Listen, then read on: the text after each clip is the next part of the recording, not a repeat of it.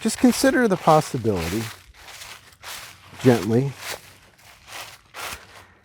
that maybe you don't know everything. I think it's important to have grace.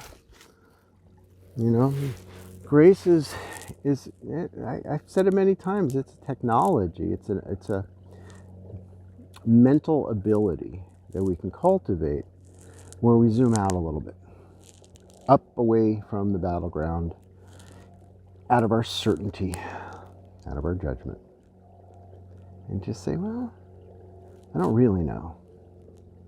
I don't really know that I have to fix the whole world in every way. I don't know that everything's broken. Apply that to everything so that you can soften your convictions enough to get a little relief. Relief from the battle inside of you. We think of the battle as being outside of us, you know. It's in Washington. It's bigger than me, you know. But a collective mindset is actually a whole bunch of separate mindsets in their own tooling around, their own spinning, drawing conclusions, grabbing hold of their certainty, and then, you know, pulling out their swords and charging into battle.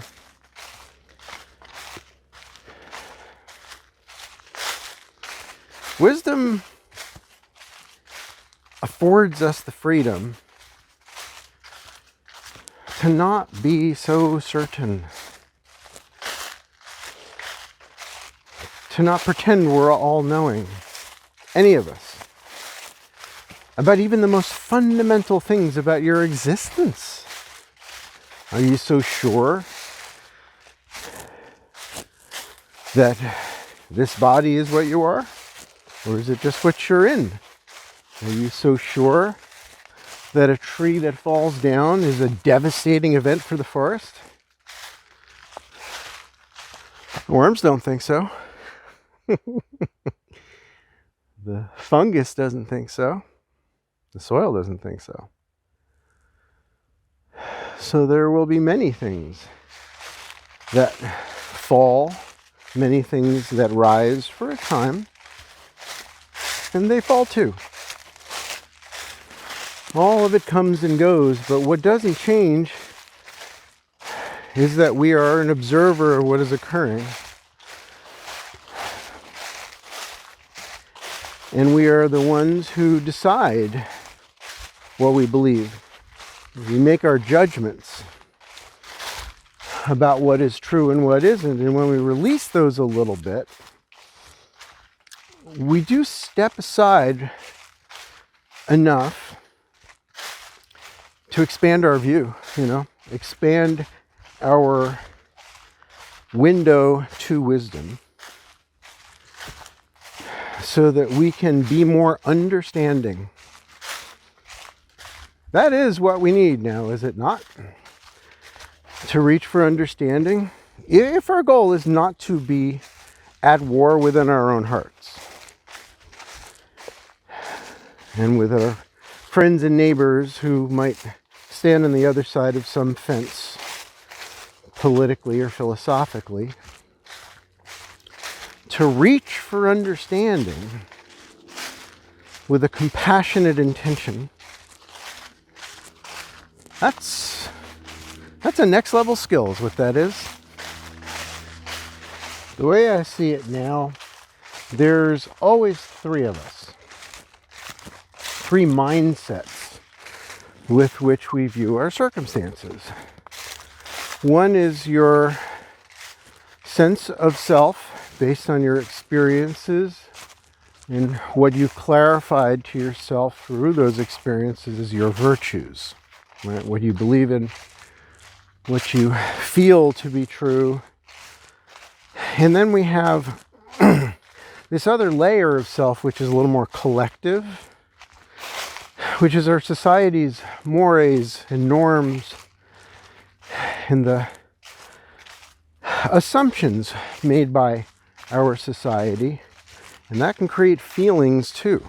Right? People get enraged or enamored with things and people based on this collective perspective.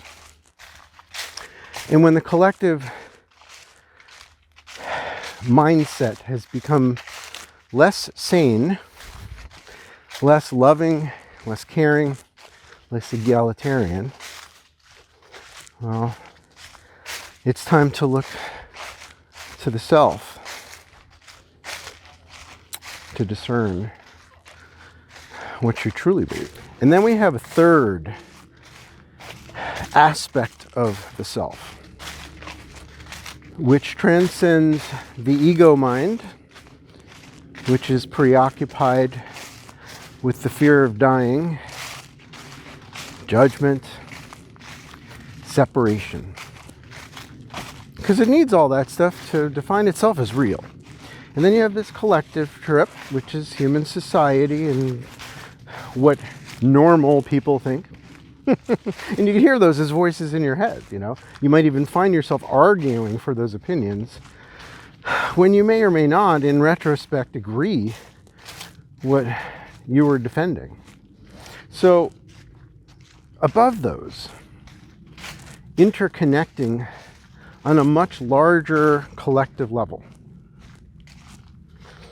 there is the oneness.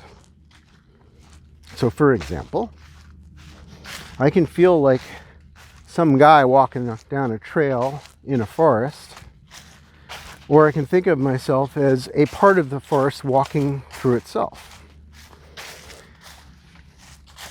That this plant is part of me. Well, it is. The air that I breathe in was created by that plant. The soil underneath my feet is creating the food that I eat. The gravity of the planet is keeping me from flying off into space where I don't have any of that stuff. So if we zoom out into an identification with the collective consciousness of life forms in all the myriad ways in which life finds its way, then there's this selfishness that just kind of dissolves.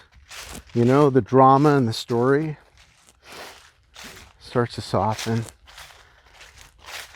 and we allow in a little bit more peace of mind, peace within mind, which is our natural way of being. It's what we really are. It's just running the wrong software. The software of the ego and the collective ego.